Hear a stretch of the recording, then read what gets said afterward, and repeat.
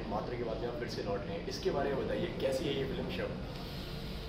Um, Shab is a very sensitive film, mostly dealing with relationships. बहुत ही जिस तरीके के देखिए रिलेशनशिप्स होते हैं वो कभी साधारण नहीं होते, सिंपल नहीं होते. They always very complex, complicated होते हैं, चाहे वो किसी के साथ भी हो, आपके फ्रेंड्स हों, स्पाउसेस हों या फैमिली हो. तो ये फिल्म एक ensemble कास्ट के साथ बनाई गई है एंड ज़्यादातर it talks about everyone's relationships and how सब एक दूसरे से connected हैं. So it's a very beautifully sensitive film and मैं समझती हूँ कि जब लोग जाके देखेंगे तो हर किसी कैरेक्टर के साथ कोई ना कोई तो ज़रूर आइडेंटिफाई करेगा कि हाँ यार ये तो मेरी लाइफ के साथ भी होता है. तो it generally talks about that. Okay Ashish, आप क्या कहना चाहेंगे? मैं फ़िल्म के बारे में कहना चाहूँगा कि जब मैंने फ़िल्म की स्क्रिप्ट पढ़ी तो पहले तो मैंने बहुत कनेक्ट किया, क्योंकि मैंने बहुत सारे लोगों की लाइफ ऐसी देखी है जो इस तरह से चलती है और छोटे शहर से आते हैं बड़े शहर में अपने सपने पूरे करने के लिए, कैसे वो अपने मतलब जो उनकी खुद की सच्चाई है उसको वो भूल के कुछ अलग ट्राई कर मतलब कुछ अलग बनने की कोशिश करते हैं. तो लाइफ में हर एक की लाइफ में कभी सही गलत कुछ कह नहीं सकते, लेकिन जब आप फिल्म देखोगे आपको समझ में आएगा कि आप कितना कनेक्ट करते हो इस फिल्म से. ओके, बॉलीवुड जैसे कि ये आपका बॉलीवुड डेब्यू है और ये आपकी पहली फिल्म है, तो और आपको रवीना जी के साथ में काम करने का मौका मिला, तो कैसा एक्सपीरियंस था आपका मैम के साथ में काम करने का? देखो, एक्सपीरियंस तो मेरा बहुत अच्छा था, क्योंकि मैं मतलब जब मुझे बोला कि रवीना मैम इस फिल्म में है तो मैं पहले तो बहुत डर गया था कि मैं पहले रिएक्शन क्या था कि हाँ यार इस फिल्म में रवीना जी भी हैं? पहला रिएक्शन तो मेरा ये था कि हम ना हमेशा सुनते थे बचपन से कि जब हम सुनते थे गोविंदा बहुत बहुत बढ़िया डांसर है और उसके डांस के स्टेप को मैच कर सकती है, तो रवीना मैम मैच कर सकती हैं. तो अच्छा हुआ इसमें डांस नहीं था, तो पता नहीं मैं तो फिर लेकिन मैं बड़ा ही एक्साइटेड था. और मेरे तो वहाँ पे मेरे पापा ने जब ये पता लगा रवीना मैम कर रही हैं तो हमारी गली में लड्डू बांटे थे सबको, क्योंकि हमें पता है घर वाले बड़ा खुश हो जाते हैं, बहुत ही खुश हो जाते हैं. तो पापा का बड़ा सपना था. पापा कह भी रहे थे कि अभी मुंबई में प्रीमियर होगा तो रवीना मैम आएंगी, मैं फ़ोटो खिंचवा सकता हूँ मेरे पापा. So sweet. तो मेरे मॉम डैड को मैंने बुलाया है अभी प्रीमियर पे. बहुत खुश थे, घर वाले बहुत खुश थे. किस तरीके के किरदार में हैं आप इस फिल्म में? एक लड़का है जो छोटे शहर से आता, छोटे गांव से आता है एक बड़े शहर में अपने सपनों को पूरा करने के लिए, एक मॉडल बनने के लिए. फिर वो जो एक होता है ना अंदर से एक मतलब आगे पहुंचने की एक जो अपने आप से लड़ाई होती है कि मैं कैसे आगे बढ़ूं. तो वो कैसे इंसान अपने आप को वो चेंज करना नहीं चाहता है, लेकिन कभी सोचता है मैं शायद कर देता हूँ, क्या फ़र्क पड़ता है. फिर वो समझ में आता है क्या गलत है क्या सही है. तो जो फाइट होती है अपने आप से स्ट्रगल के बीच में, उसकी कहानी है. और वैसे सारे किरदार वैसे ही हैं कि हर एक किरदार की अपने आप से एक फ़ाइट है. रवीना जी, आपसे हम जानिए, जैसे कि मैं ट्रेलर में देखा काफ़ी एक अलग अवतार में नजर आ रही हैं आप, तो उसके बारे में थोड़ा बताइए, आप फिल्म में किस तरीके के किरदार में नजर आने वाली हैं? वेल मैं ज़्यादातर कोशिश करती हूँ कि मैं अलग तरीके के किरदार निभाऊँ और मात्र के बाद ये थोड़ी एक ग्लैमरस अवतार में आप देखेंगे मुझे, और थोड़े शेड्स ऑफ ग्रे हैं, बट यही चीज़ है जो मुझे एक्साइट करती है. मैं अलग तरीके की चीज़ें करना चाहती हूँ जो मुझे एक्साइट करे, जो मुझे चैलेंज करे एज एन एक्टर कि मैंने ये पहले नहीं किया है, चलो अब ये कोशिश करते हैं. So it makes it exciting for me. I hope I am successful in doing this and I hope लोगों को पसंद आए.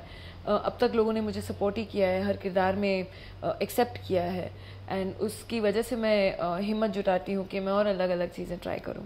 ओके, जैसे कि फिल्म में काफ़ी न्यू एक्टर हैं, तो उनके साथ में काम करने का आपका कैसा एक्सपीरियंस था? आई थिंक बहुत ही बढ़िया रहा है. बहुत ही एक कंफर्ट जोन रहता होता है. मोस्टली जितने न्यू कमर्स होते हैं वो बहुत अनकॉम्प्लिकेटेड होते हैं honestly.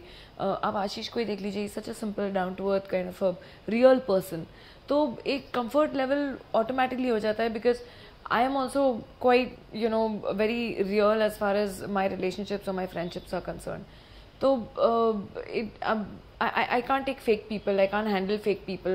I don't know what to talk to them after a while.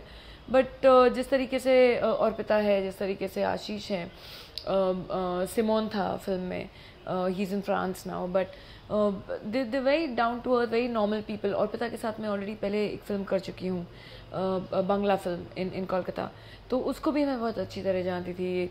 अपना ऑनिर हैं जो हमारे डायरेक्टर हैं, बहुत पुराने मित्र हैं. संजय सूरी, तो एक ऐसे था जैसे हम लोग पिकनिक कर रहे हैं रोज़ सुबह बैठ के आराम से गप्पे मार रहे हैं, एंड वी नो कि कोई फेक नहीं है, कुछ ऐसा नहीं है कि कोई हमारे पीठ पीछे जाके छुरा मार देगा या कुछ ऐसे. It was a very relaxed and fun atmosphere to work with. Okay, क्या क्या डिटेलिंग करनी पड़ी आपको इस कैरेक्टर के लिए, क्योंकि काफ़ी ग्लैमरस सा रोल है, काफ़ी अलग सा रोल है जैसे हमने ट्रेलर में देखा, और बीच में काफ़ी रोमांस भी हो रहा है और सब देखने को, उसमें एक बात जानना चाहूँगा.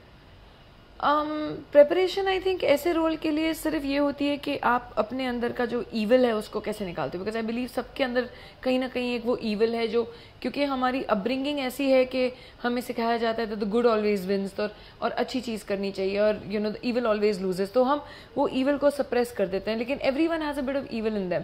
तो ऐसे रोल्स करने में ना वो थोड़ा ईविल निकालना मज़ा आता है, कि जो आप रियल लाइफ में कभी नहीं करोगे. you'll always say नहीं यार, this is not the right thing to do, one should be ethical, one should be morally correct in life.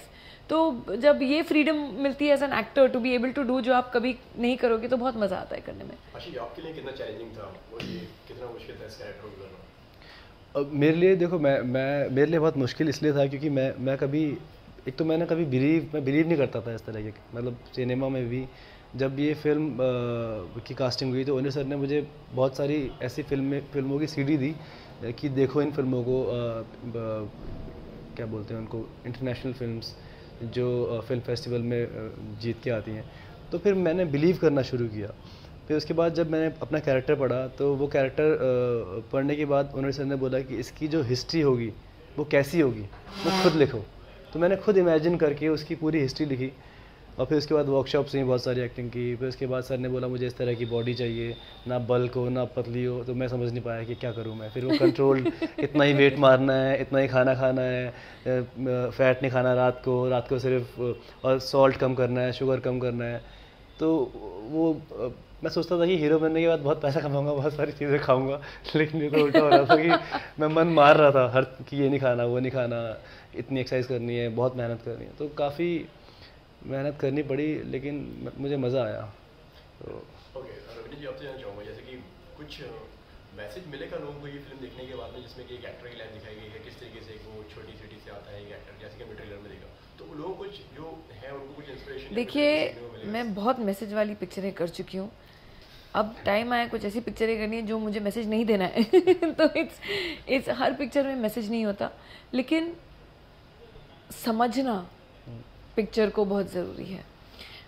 आप शब्द देखेंगे, जैसे कि मैंने पहले भी कहा कि ये रिश्तों के बारे में है फिल्म, एंड हर फिल्म में हर रिश्ते में एक मैसेज नहीं होता, सोशल मैसेज नहीं होता. आपका रिश्ता किसी के साथ भी हो सकता है, यूनिक हो सकता है, अलग हो सकता है, कॉम्प्लिकेटेड हो सकता है. तो हर चीज़ में अगर आप मैसेज डालने की कोशिश करो तो जो एक्चुअल आप दिखाना चाहते हो शायद आप कभी नहीं दिखा पाओगे. तो शब एक ऐसी फिल्म है जो सिर्फ वहाँ बैठ के समझने की ज़रूरत है, एंड आप आइडेंटिफाई ज़रूर करोगे with your life itself. Okay, जानना चाहूँगा मतलब इस फिल्म को चुनने की कोई खास वजह जो आपको सबसे ज़्यादा बेटर लगी हो इसकी स्क्रिप्ट या? स्क्रिप्ट तो जैसे मैं ऑनर को कह रही थी कि मैंने अब तक नहीं पढ़ी है. ऑनर के ऊपर मेरा ब्लाइंड फेथ है, बहुत पुराने मित्र हैं मेरे, बहुत पुरानी दोस्ती है हमारी. तो ऐसी मैंने बहुत पहले सुनी हुई थी ये फिल्म की स्क्रिप्ट, हम बनाने भी लगे थे, लेकिन उस समय मेरी शादी हुई थी and I got pregnant with my children.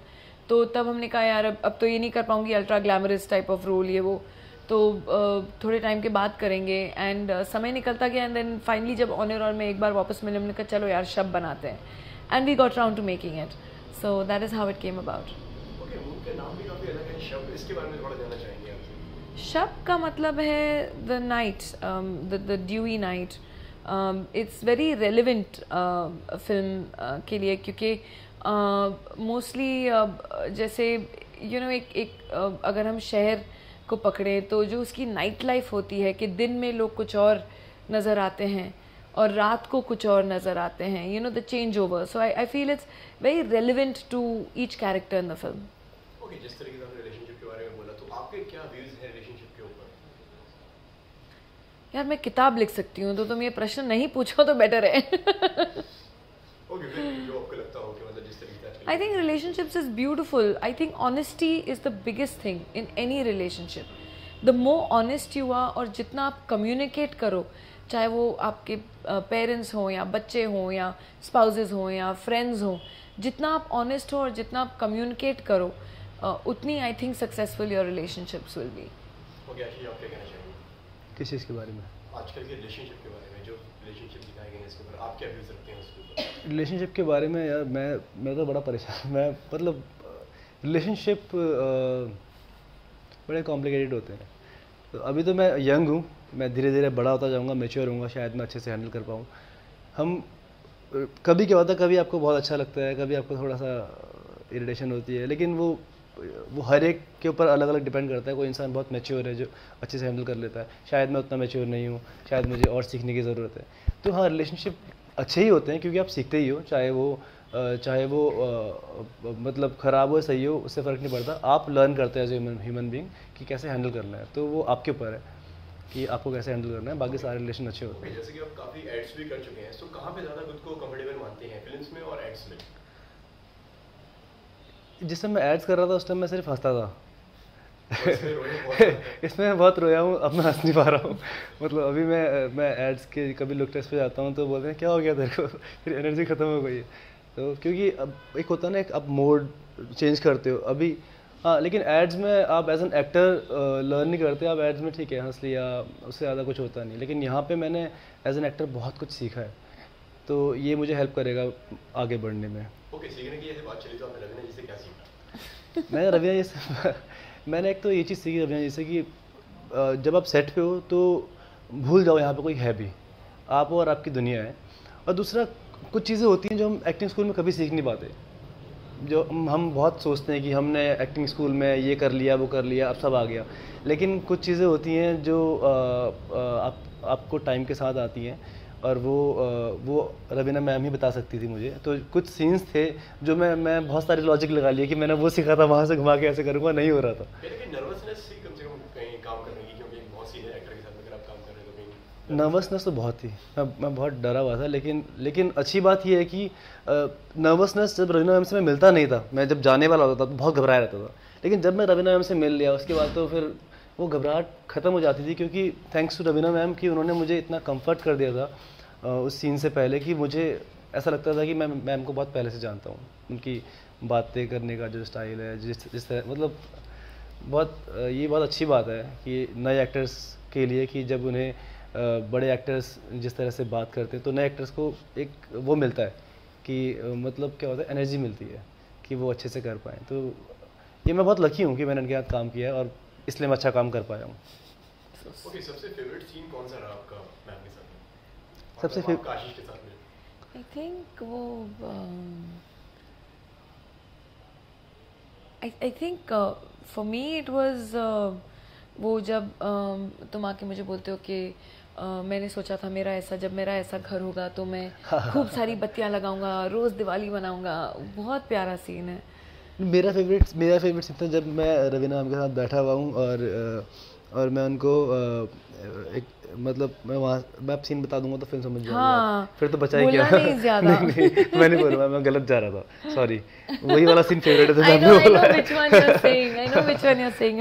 But don't say that. Yeah. नहीं, वही वाला सीन फेवरेट है। वो वाला मेरा बहुत फेवरेट सीन है क्योंकि उसमें वो मेरे खुद से भी आ जाता है, क्योंकि मेरा ये बड़ा शौक है कि मैं एक बड़ा घर लूँ, वहाँ मैं मॉम डैड के लिए एक अच्छा सा, तो वो खुद से भी आ जाता है। तो वो एक मेरा वो बहुत प्यारा सीन है। बहुत यू नो टिपिकल जो हमारे यंगस्टर्स यू नो सपने लेके आते हैं बड़े शहरों में काम करने के लिए, और कि मैं ऐसा करूँगा अपने पेरेंट्स के लिए और मैं ऐसा करूँगा अपने घर। वेरी स्वीट और बहुत भोलेपन से भी किया है इसने। बहुत प्यारा सीन किया है। ओके, जैसे कि हमने देखा ट्रेलर में देखा कि आप शाहरुख खान बनना चाहते हैं, शाहरुख खान की कुछ एक्टिंग कर रहे हैं, कुछ शीशे के सामने, मिरर के सामने खड़े होंगे। रियल लाइफ में आप किसके फैन हैं? देखो, मैं अभी इस टाइम पे तो मैं रणबीर कपूर का बहुत बड़ा फ़ैन हूँ। क्या होता है ना, टाइम के साथ हम बदलते जाते हैं, तो हमारे स्टार्स भी फैन सच में नहीं, शाहरुख खान नहीं, ऐसा होता है। जैसे मैंने आज आमिर खान की फिल्म देखी तो मैं सबसे बड़ा फ़ैन तो आमिर खान का ही हूँ, फिर मैं कल शाहरुख खान की देखूंगा, नहीं आज मैं शाहरुख खान का फ़ैन हूँ। तो वो थोड़ी कुछ टाइम के लिए 3-4 महीने के लिए वो उसी एक्टर का हैंगओवर रहता है। ऐसा सबके साथ होता है, मुझे लगता है हर एक, मैंने बहुत लड़कियों को देखा है। I think you appreciate one performance, ऐसे rock steady, like I think the same with me, you know, कि जैसे ग्रोइंग अप ईयर्स जब मैं बहुत छोटी थी तो मैं चिंटू जी की बहुत बड़ी फ़ैन थी। फिर जब थोड़ा letter school 10th 9th 10th Sanjay Dutt का बहुत बड़ा क्रश था, और फिर संजू के साथ 7 पिक्चरें की मैंने, तो जैसे इसकी सिचुएशन है, घबरा रहे थे, मैं ऐसे घबराई रहती थी संजू के साथ, मैं गड़बड़ बोलती थी क्योंकि आई डोंट बिलीव कि जो पोस्टर्स मैंने लगाए थे अपने रूम में संजू के सब ये वो I am actually doing a film with him, तो बहुत बड़ा क्रश था मुझे भी। तो I think it is he is right कि एक एवोल्यूशन होता है, यू चेंज विथ। ओके, कब रिलीज हो रही है फिल्म, कब आ रही है? 30 जून को। ओके मैम, क्या कहना चाहेंगी जाती है दर्शकों से और फैंस से? प्लीज़ देखिएगा ये फिल्म। जैसे कि मैंने कहा ये बहुत सिंपली बनाई गई है, लेकिन मेहनत ज़रूर की है। जैसे बता रहा था किस तरीके से मेहनत, बेचारे ने इतने दिनों से खाया नहीं है टोटली, लेकिन हाँ ज़रूर मेहनत जाती है हर फिल्म के पीछे। और ये एक बहुत सेंसिटिव सी प्यारी सी फिल्म ऑनर ने बनाई है। It deals with relationships. तो जैसे कि मैंने कहा कि mostly everyone will identify at some point with some character in this film. Go and enjoy it, go enjoy Shab. आप क्या कहना चाहेंगे? मैं तो बस ये कहना चाहूँगा कि आप सब लोग जाओ ये फिल्म देखो, और इस फिल्म से आप कनेक्ट करोगे, आपको ऐसा लगेगा कि ये सब कुछ हमारे आसपास हम अब देखते हैं, लेकिन कभी हम गौर नहीं करते इन चीज़ों पे। कि क्या होता है, बहुत चीज़ें होती हैं हमारे आसपास चल रही होती है, लेकिन हम इग्नोर करते हुए आगे निकल जाते हैं। करेक्ट, या हाँ, तो वेल सेड। जी and Ashish, thank you, Thank you. Thank you so Thank you. Much.